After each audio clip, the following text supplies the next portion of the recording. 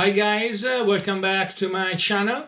Well, we are going to see the second video dedicated to learn the comma command system, and I'm going to analyze the map, the units, the counters, and also the cards. I have tried to develop a new approach, a middle way between a word game and role-playing, so the first 2 minutes are to be considered a presentation and introduction to the first scenario, that is Fat Lipke, and I hope that you will appreciate this new approach. Anyway, waiting for your comments and critics. So enjoy the video and hope to see you soon. Bye.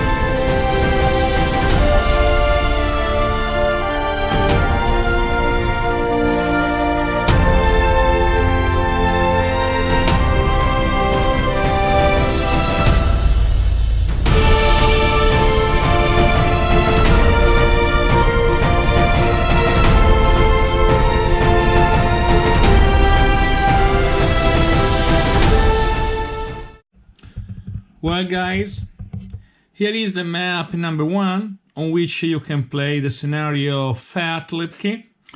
Well, I'm going to explain the several kinds of terrain by using the attached terrain chart that you find in the box, and I always advise to use it above all during the first games. At the same time, I'm illustrating also the several modifiers that affect the combat. If you notice, you can notice that I have placed 7 yellow notes to list better the types of terrain.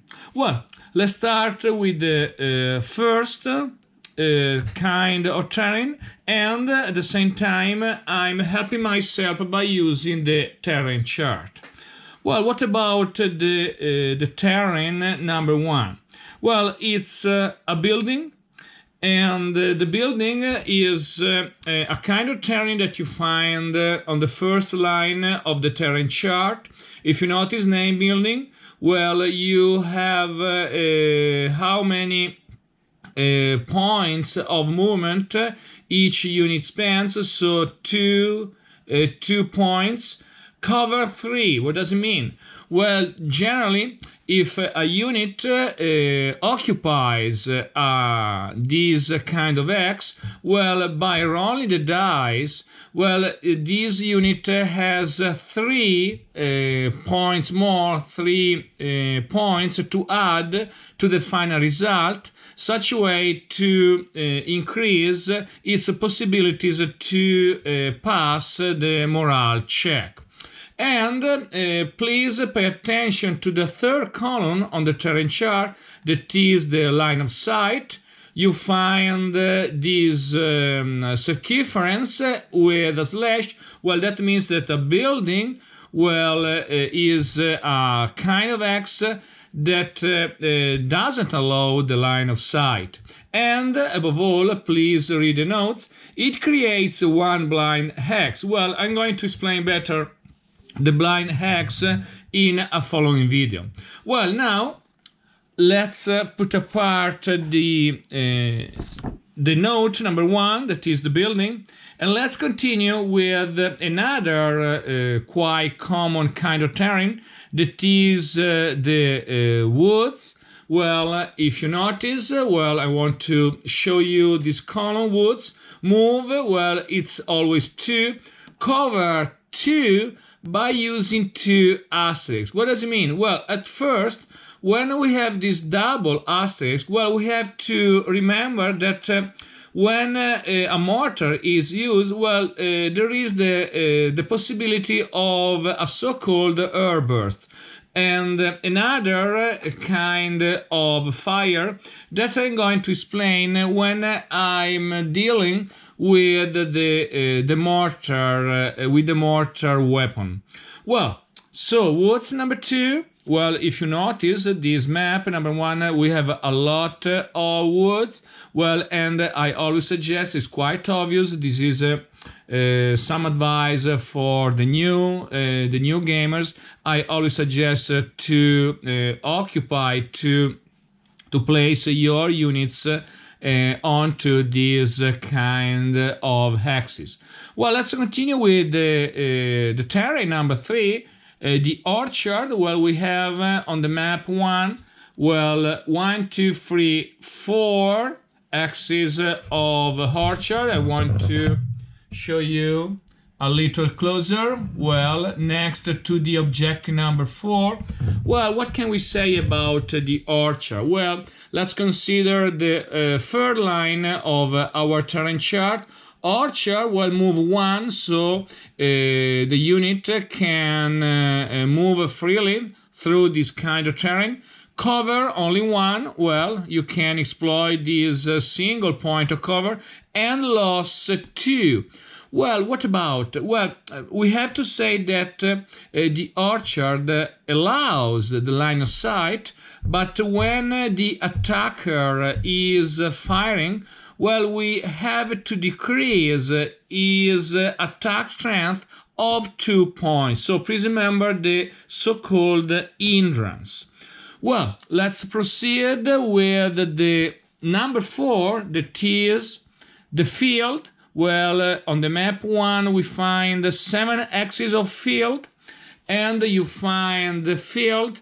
Well, again, on the line number 3, field, well, move 1, no cover, and 1 point of hindrance. Number 5, road. We have 2 roads on this map. Well, if you notice, we have a roads that, well, in a diagonal way crosses the map. So we have a road that starts from A2 and another road that starts from axis O1. If you notice, well, these are the entering axes of the Soviet units. I have already divided the 2 platoons into 2 parts. Well, and I'm going to analyze, to illustrate the setup in the following video. Well, what about number 6? We have the water. Well, water number 6. Well, what can we say about the water? Well, it's quite simple. Well, the water is an impassable hex. Impassable, well, no cover and no kind of effect on the loss. So please remember that these 2 axes are considered impassable. Well, last but not least, well, the object number 7. Well, I'm going to move this yellow note. Why? Because I want to explain, I want to say something more about these 5 red dots that you find on the map, that actually they represent the objectives of our game. Please remember that at the beginning of the game, each player draws a cheat, an objective cheat, and this cheat determines the points that the player can get when he seizes, well, a building, for example, number 5, number 1. In fact, on this map, you have 3 building, number 5, number 1, and number 4. And by considering a random objective, for example, well, I'm showing you the open objective number 3, well, value 1 point. So, well, if you are able to hold the XH8 at the end of your game, you gain 1 victory point. Well, it's all for the moment.